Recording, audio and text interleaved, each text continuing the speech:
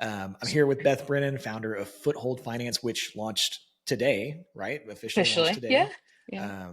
which is awesome. Beth is a Brilliant Bookkeeper student and is already getting clients. I think you've been in the program for 2 months. I think you said, right? I signed up, I think that January, February cohort. I didn't really dive into the Okay. program until March because I was traveling and started the LLC in April and started taking on clients in May. And here we are. So, Well, that's yeah. cool. Yeah. You have a very interesting background, and Yes. you've done some brick and mortar stuff. So I want to talk about that. Yeah. And then we were just before I hit record, we were talking about you were kind of caught up in a round of two different layoffs and kind of a crazy story, the economy, politics, all sorts of stuff. But then Yeah. you found your way into this program, you're kind of you're part of a trend that I'm noticing with Brilliant Bookkeeper, which is really Yeah. interesting. People that have a corporate background seem to hmm do really well in the program very quickly. hmm And I don't know. It's just an interesting observation that I've had lately because I talked to Sean McGarrigle, who's also in the community a couple weeks ago. Yeah. He's from a corporate background and he's crushing it right hmm now. And I'm Yeah. just kind of He curious is. why you think that is. Why do you think that Uh, is that the corporate people are doing so well? I think it's probably a mix of things. I think one, you kind of come in to this knowing how to present yourself professionally and Yeah. I just think having that background and this is coming from somebody who's bootstrapped and scrapped other things. The world of just straight entrepreneurs isn't always professional. And so I think people that come from a corporate background, they know how to write the LinkedIn post, and I think just they have a good Right. baseline for presenting themselves well initially. And I think Mhm. I also think they're used to kind of a 9 to 5 structure. And so I think they're probably a Right. bit more effective in the groundwork initially, maybe. I don't know, it's a good question, but Yeah. I've seen the trend too in all the, groups It's I'm in. it's interesting. I'm like, I wonder if we should be marketing more to people that are burnt out with corporate I or was gonna have say been laid corporate off from corporate. I burnout. don't know. It's just, Yeah. yeah, it's just a very interesting thing because when I first started doing all of this, it was based out of the Millennial Money Man brand that I had started. And so most of the people, my first course that I ever launched, the Facebook side hustle course, most of the people that hmm came into that were like, I would say they were more people that were looking for just a little side hustle, or it was a lot of like hmm stay at home moms and dads and things like that. But with the bookkeeping program in particular, it's just people with a higher level of experience seem to be Yeah. gravitating toward it. So Yeah, I don't I know what have it a better means. I'll probably answer. talk to the I've thought team about about it. it. Yeah, no, I Oh, think okay, I've good, come up good. with I think I've figured it out. I think, especially this, I saw something the other day and it was like, like this, if you're part of the corporate burnout to international travel to self-employed pipeline, which, yep, guilty. That's kind of wild. And I think so much of it is people who are leaving corporate, we don't want to go back. Like it is like, I love like being self-employed for a ton of reasons. But the biggest thing that fires me up right now and gets me out of bed is if I don't make this work, I have to go back to corporate life and I don't want to do that. So I think that could be a big It's the motivator. Yeah, I think Sean talked about that a little bit too. And that totally makes sense. I mean, one of the things that, we'll go through your story a little bit. One of the things that I thought was interesting was just reminded me of my story when I left my teaching career and then I hmm left to do my own business. And I was like, I had some runway, Yep. but it wasn't unlimited. And it was just like, if Right. I don't figure this out, I'm going to have to go back to this thing that I freaking hate doing. Like, this is going to really I suck. know. I And know. that kind of Yeah. fear kind of propelled me forward. But let's hmm jump into a little bit more of your story. I Yeah. mean, there's so Sure. many places to start because you've got such an interesting background. But tell Yeah. me, you were just telling me a little bit about the real story behind the layoffs, and I Yeah. think you were kind of getting into that when I hit record. Yeah, so I have spent the last 5 or 6 years working for various recruitment agencies, really focused on hiring tech professionals, and that is a very economy market driven role, and Hmm. it is sales, it is hardcore sales. There are quotas, and it's tough. It's really tough and stressful, and it never stops. And I did well in it. Mm. Just, I mean, that was my personality. I thrived, but not without making myself physically ill, not without working 60 hours a week, not Right. without never signing off. And last summer, I was in the process of buying a condo, and I'm in Chicago. And so this condo had Lake Michigan views in every room, because I thought, I'm going to be sitting at my desk for 50 or 60 hours a week. I want to at least be calm looking out my window. And I just had this moment where I thought, that's the stupidest thing ever. Like, why am I buying an expensive condo to calm down from this crazy job I have to keep and hustle at to pay for the condo? It was just this cycle that I thought would never end. The Yeah. inspection came back terribly. So I walked away from the condo on a Monday. And then on Wednesday, I got laid off completely out of the blue. So there I was. And I thought, on one hand, well, I'm homeless and unemployed. And on the other hand, I have my entire savings, I have severance, I have unemployment, and I have some time to figure out my next move. So I bought a one-way ticket to Europe, and I've pretty Wow. much been on the road ever since. That is the universe talking. I think like Yeah. that's, if that's not, then I don't know what it is. I So 100% you, felt that way. Yeah. yeah, it's the only thing that makes sense. So you jumped into the Brilliant Bookkeeper program, but you already had some business experience, and I'm very curious about Hmm. the two brick and mortar Yeah. businesses that you owned previously. Can you tell me a little bit about that? Sure. Back in my 20s, I was married to a gentleman who was in the fitness world, and he was essentially self-employed, kind of hustle. I was an influencer before that was a word, back in like 2010, Yeah. 2012. So we had our first kind of, I didn't really count this, but it was our first real business, was standing up and getting him sponsorships and things like that. And he was the front end and I was the back end. I ran the business side. And the dream for him was always, when he left, he was essentially a professional athlete in some fringe sports. And the dream was to have a gym. And so I thought, well, I want my own business. I don't know what I wanted in, so I'll help you build your dream. And then once that's up and rolling and cash flowing, I'll build mine. So Right. that's what we did. We started a gym, a CrossFit gym, back when that was real hot in like 2015. Yeah. And it was great. It was a lot of fun. It was profitable from the get-go. And we had a partner who just wasn't the right fit long term. And Mm. I've learned I kind of don't, not that I don't play well with others, but I like to move fast, and and it's sometimes good to have somebody to pause and keep me down and thoughtful, but I just iterate a lot faster than the partner, and we just had different Right. visions. So after a year, he bought us out, and we walked away and we started a second gym that was just ours. So we got Okay. that one up and running. So two startups in 2 years, and I was working a corporate job the whole time. So it nearly killed Wow. me. But it was super fun, a lot of fun. Yeah. I mean, that sounds crazy. This sounds like it's a common theme for you, where you work super, super hard and then get to like a physically like not great place. I Is didn't I that didn't know we were part of going why into you wanted to? therapy. Well, I mean, Yeah. we can, I'm an, Yeah. Yeah. I'm an uncertified therapist is what I've kind of found over the years. Aren't we all? But I'm curious, like, did that have anything to do with you deciding to go into an online business like Brilliant Bookkeeper? Like, was that part of the calculation? 100%. It was really the main driver, actually. I was traveling and really out there trying to find myself. And what it Hmm. came down to was a values assessment. And I just stepped back and I realized I had been working so hard in corporate and working so hard for other people and chasing these dreams that I realized weren't even mine. I didn't need an equity Yeah. stake. I was a senior VP at one point. I didn't care about the title, but the structure made me care. And Hmm. when I stepped back and realized what was most important to me, it was having freedom and flexibility to do kind of whatever, whenever, wherever. And I love helping people. And so I kind of thought, all right, with my background and with those things in mind, what can I do? How can I help people? How can I do it from anywhere? How can I be in control of my time? And so I had a Yeah. short list of things. And I honestly, I think a Brilliant Bookkeeper ad found me at the right time. I don't remember which came first, but that was Yeah. it. I just knew this was the right path. Yeah. That's cool. And so you've done a lot of traveling too, right? Yeah, 20 countries alone this year.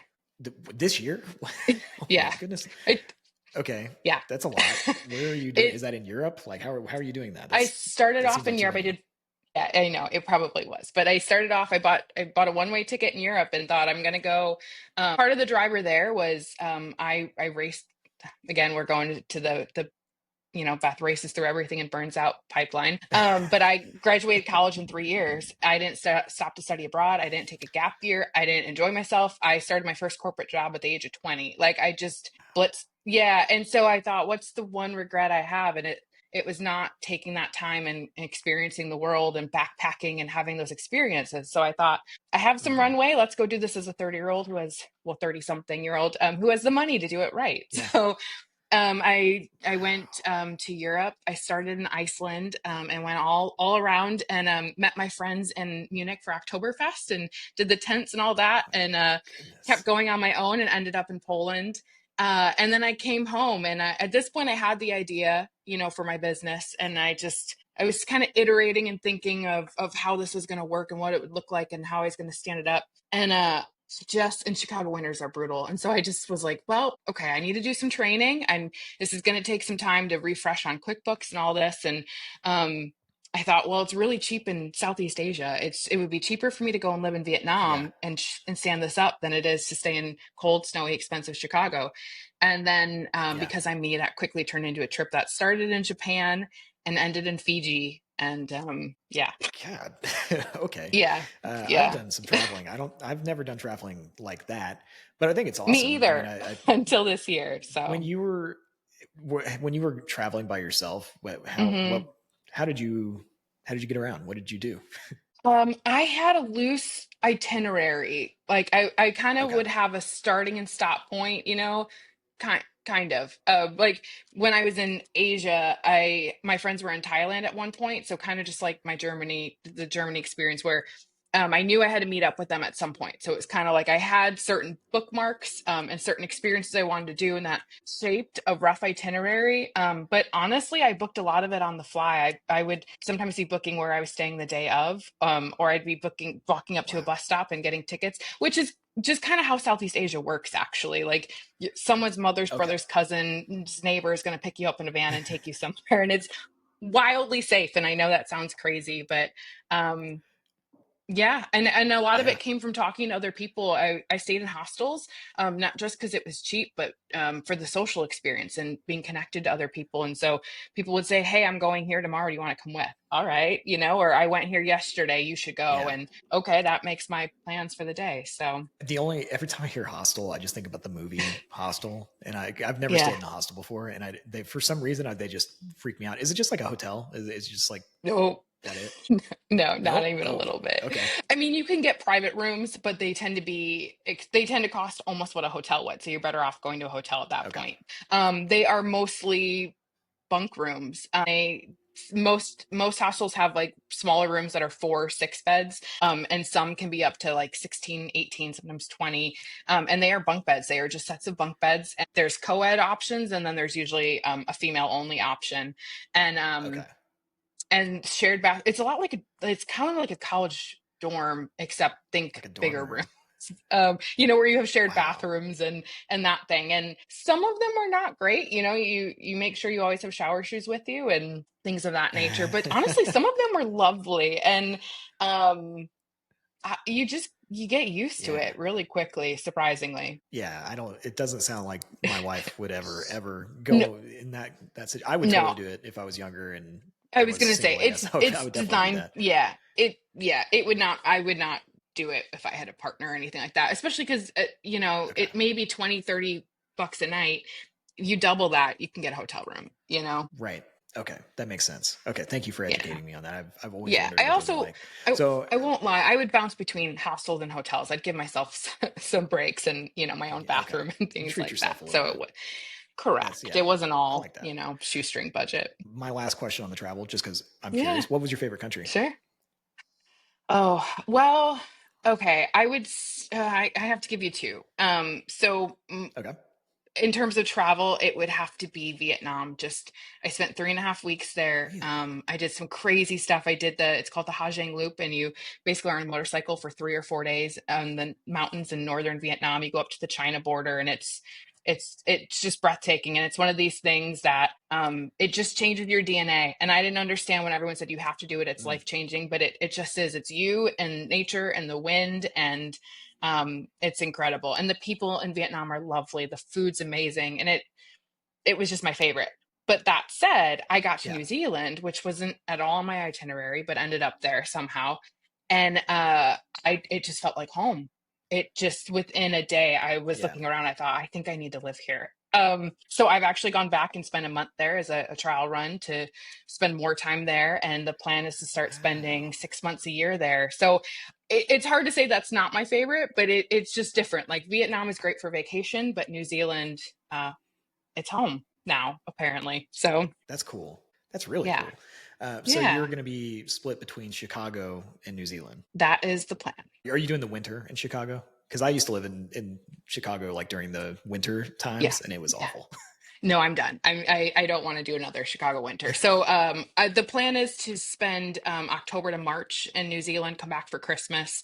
Um, and that way that's New Zealand summer actually, because they're flipped. So I get summer year round in Okay. theory. But I'm also open to the fact that I might like I'm going to Europe in September for a month and I might fall in love with Spain and maybe I choose to stay in Spain. Who knows, But the plan is New Zealand Yeah. for now. Okay. Yeah. Wow.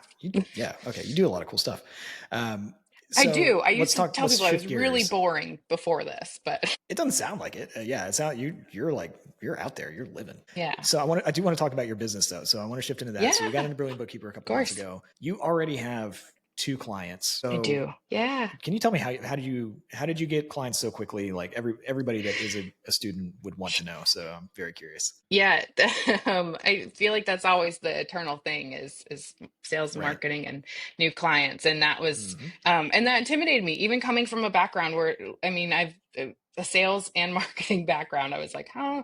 Um Part of it was networking. So one of my clients is someone in my friend network who for as long as I've known him, he's had a business and now he has two and he's been doing his books by himself and it's too big. It's too big. And I've Hmm. kind of known that. So I was dropping some hints and I was like, hey, maybe, maybe you let me guinea pig a little bit on you, some systems and some tools I want to roll out.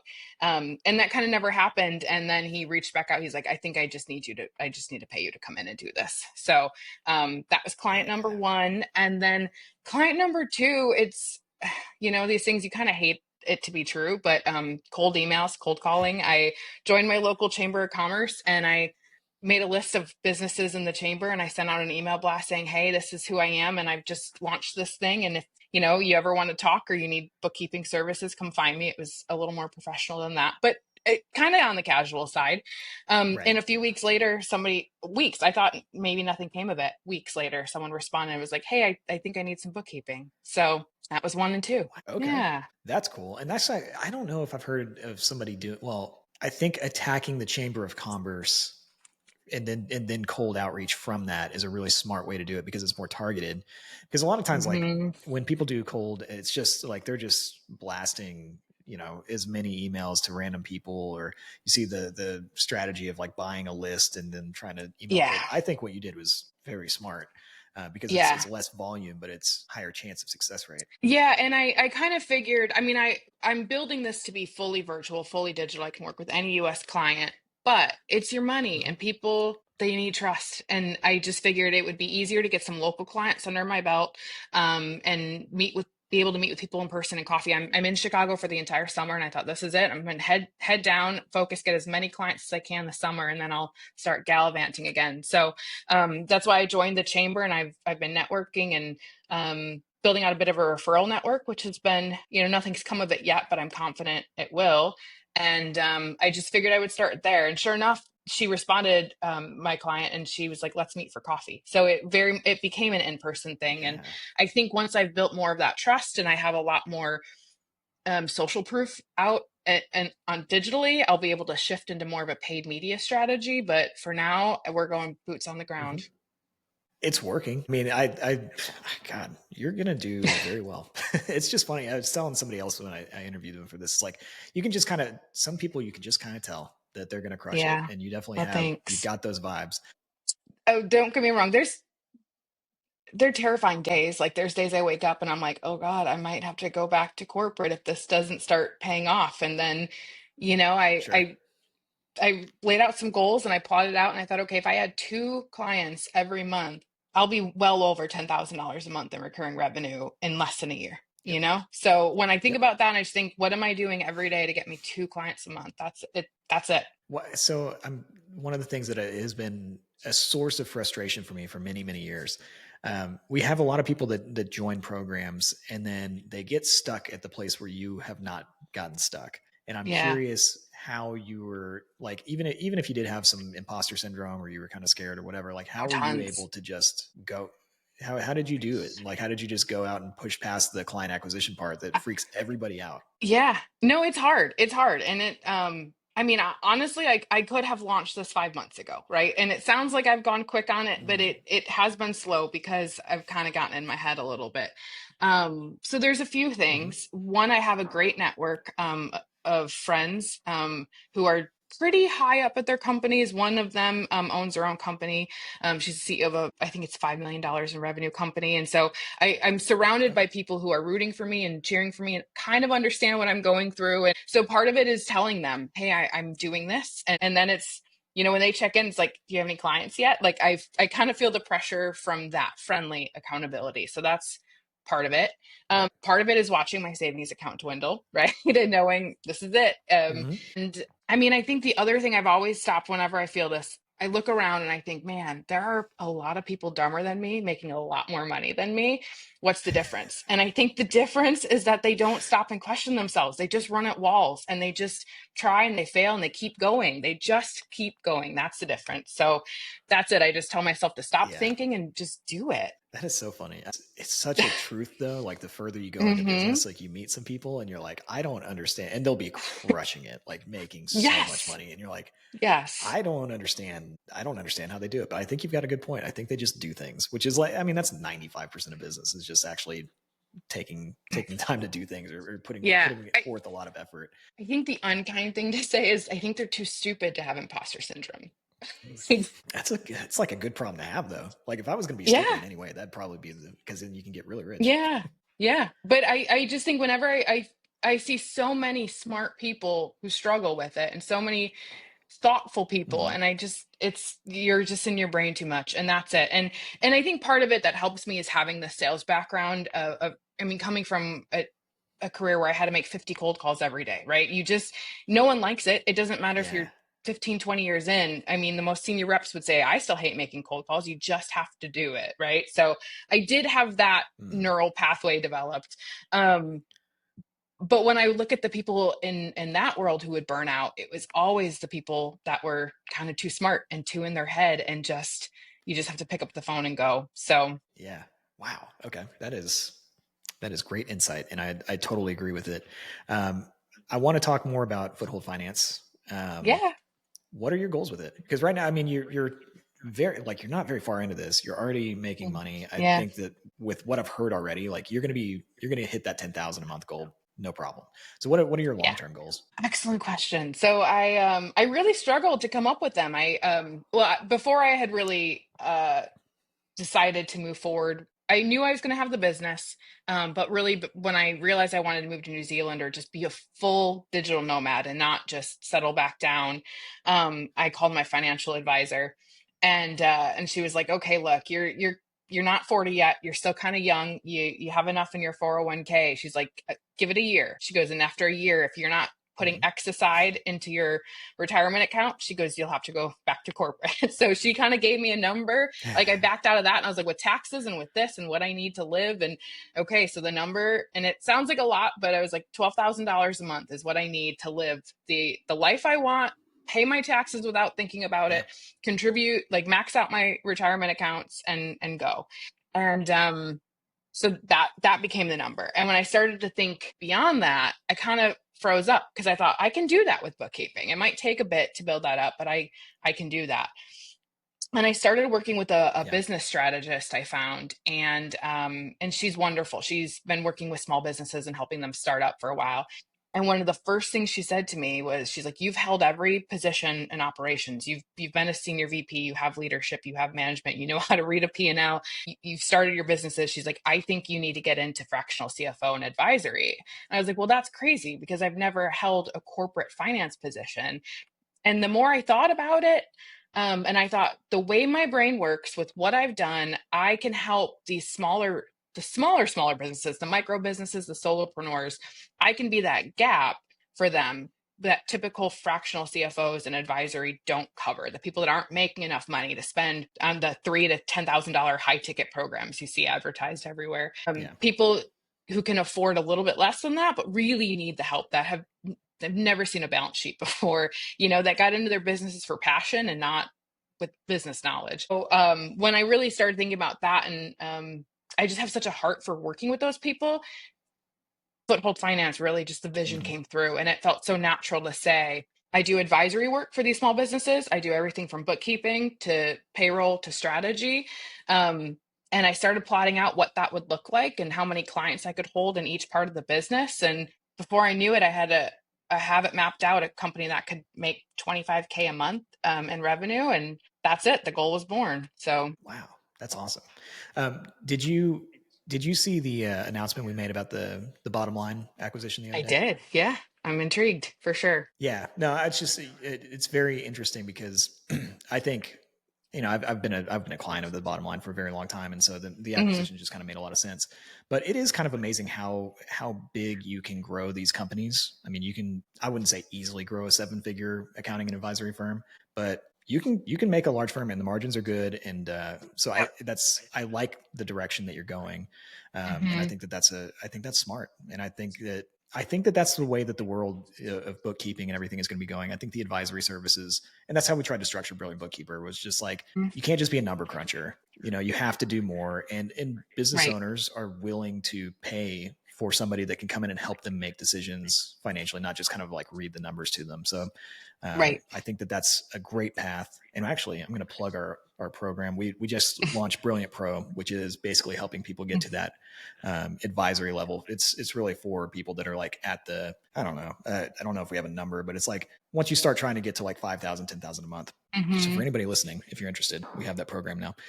But anyway, I think that I love your goals. I think that that's all really smart.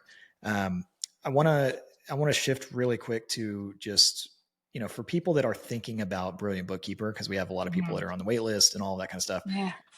What advice would you give them? I mean, I would just say pull the trigger. If I think starting a bookkeeping firm, and I think a lot of people on the Reddit bookkeeping forum would disagree with me here, but I think bookkeeping is one of the easiest things you can walk into and start up with not a ton of prior experience and make a decent living at.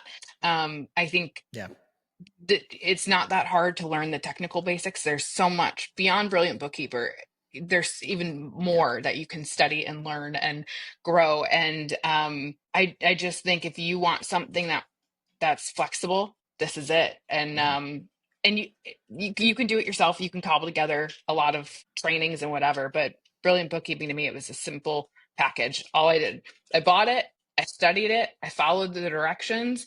Um, I interacted in the community, and that was it. Now I'm making money. So, I mean, I hate to sound so infomercial Yeah. about it, but truly it's the most comprehensive program that I've seen. Yeah. Yeah. The way I feel about it is like with the info, because I'm not a person that like, even for me to mention the Brilliant Pro program, that's a little out of character for me, Yeah, but it's just, I'm trying to do that more because you have to sure. market your business. And I think that that's, Yeah.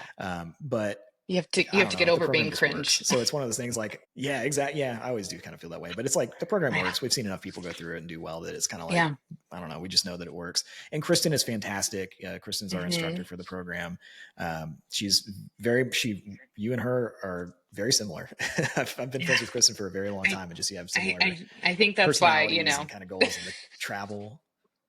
hmm and which was all part of, I think, Sorry. and I'll tell you, I didn't buy Brilliant No, go ahead. Bookkeeper Yeah. initially. I think I saw the ads Mm, maybe November, December, and I didn't buy until the next cohort. yeah. I knew I wasn't ready for it. But the more I thought about it, the more I Yeah. kept coming back, and I thought Kristen has a story that's similar to mine. She has a background that I know and trust, and like being able to go into the community and ask a question and have that safety net of, I'm representing myself as a knowledgeable professional, but what if I don't know how to categorize something? Knowing I can get an answer from her probably within, I mean, really Pretty quick. fast, Yeah. and get back to my client just as quickly was, that was the safety net I needed to know I could do this successfully. That's cool. Yeah. I don't know. Like I said, I think you're going to do very well. You just kind of know. Thanks. Like I've done this long enough to where it's like you can just kind of tell, like, okay, yeah, they're going to be just fine and they're going to build a great business. So I'm going to wrap this up now. But before I do, so now that you've officially launched today, which congratulations again, Thank you. where can people find you? Where can they, and how can they work with you? Sure. Footholdfinance.com is going to be the main place that talks a little bit more in detail about the services I offer, and how to get in contact with me. That's the best. You can always shoot me an email at beth@footholdfinance.com as well. And it's just me right now, no VA back there helping. So I will get back to you quickly. We can set up a discovery call and start chatting through how I can help, if I can help, and where I can send you if I can't. And then I'd say, honestly, I'm on LinkedIn, all that, but Threads has become my new favorite social media place. So you can find me at Threads. Really? Okay. I don't have Threads. Yeah. Oh, it's I don't have it yet. lovely. Yeah. So Foothold Finance is there. And then I am Beth Brennan is my handle for a little bit more Taylor Swift content than financial, but they're both there. That's awesome. Awesome. Well, I appreciate you jumping on. I'm super excited for you. I mean, it's just Thanks. kind of a no-brainer. I think you're going to crush it. And you're already doing really well. Like to have 2 clients in 2 months, like you're already doing well. Yeah. So thank you so much for your time. I appreciate it. Also, I just wanted to touch on this. I think the way that you got onto the podcast was that you just like volunteered yourself, right? Like, didn't you just email in and say like, I want to do it? Yeah.